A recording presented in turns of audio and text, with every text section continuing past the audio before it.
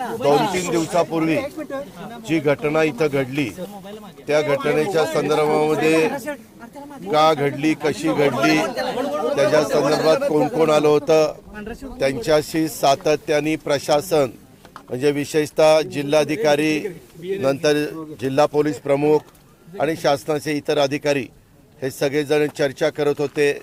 त्यांना समजून सांगण्याचं काम करत होते की बाबा ह्याच्यातल्या काही विशाळगडावरच्या जी काही अतिक्रमण झाली ते कोर्ट मॅटर झालेली आहे.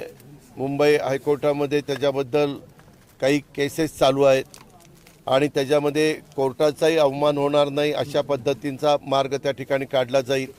हा मार्ग काढत असताना ॲडव्होकेट जनरल असतील किंवा त्याच्यामध्ये सिनियर जे काही आमचे वकील असतात ते असतील, ह्या सगळ्यांशी चर्चा केली जाईल. त्याच्या संदर्भात सरकारच्या वरिष्ठांशी पण मुख्यमंत्र्यांशी प्रशासन संपर्क साधत होतं. मग आम्ही सगळेजण विधान परिषद आणि ह्या सगळ्या गडबडीत होतो. प्राईम मिनिस्टरचा पण कार्यक्रम होता. त्या सगळ्यांना प्रशासनाने समजून सांगण्याचा प्रयत्न केला की थोडंसं शांततेने घ्या, ह्याबद्दल तुमची जी काही मागणी आहे त्याबद्दल सरकार कायद्याने नियमाने सकारात्मक आहे. कायदा नियम कुणा हातामध्ये घेण्याचा प्रयत्न केला तर ते चालणार नाही, परंतु कायद्याच्या नियमाच्या चौकटीमध्ये बसून आपण मार्ग काढू. आम्ही ज्यावेळेस मुख्यमंत्री आणि दोन्ही उपमुख्यमंत्री आणि काही मंत्रिमंडळातले सहकारी रायगडवर आपल्या राज्याभिषेकाच्या कार्यक्रमाला गेलेलो होतो, तेव्हा पण विशाळगडाच्या अतिक्रमणाच्या बद्दलचे बोर्ड आम्हाला दाखवलेले होते आणि त्याही वेळेस तिथं चर्चा आम्हा लोकांची झालेली होती.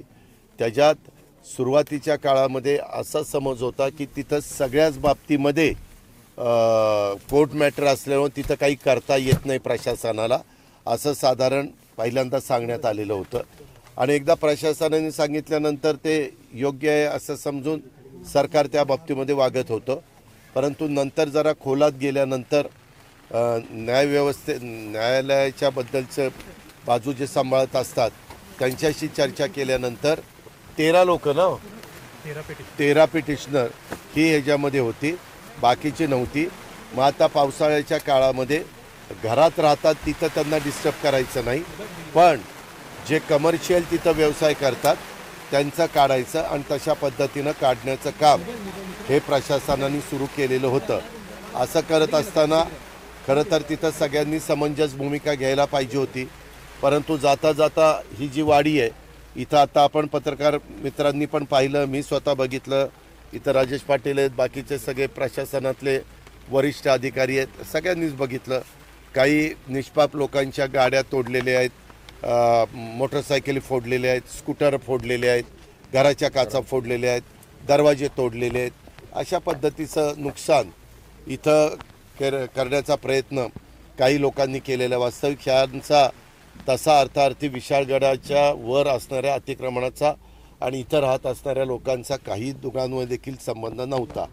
आता तातडीची मदत म्हणून शासनाने त्यांना 25-25 हजार रुपये असे 50 हजार रुपये प्रत्येकी मदत केलेली आहे. पंचनामे केलेले आहेत. पंचनामे करत असताना मला जिल्हाधिकाऱ्यांनी जी लिस्ट दाखवली त्याच्यामध्ये जिल्हाधिकाऱ्यांच्या हाताखालच्या सगळ्या अधिकाऱ्यांनी सगळ्या गोष्टी जवळनं पाहिलेल्या आहेत. त्या पाहून 2,85,00,000 रुपयाचं नुकसान झालेलं आहे.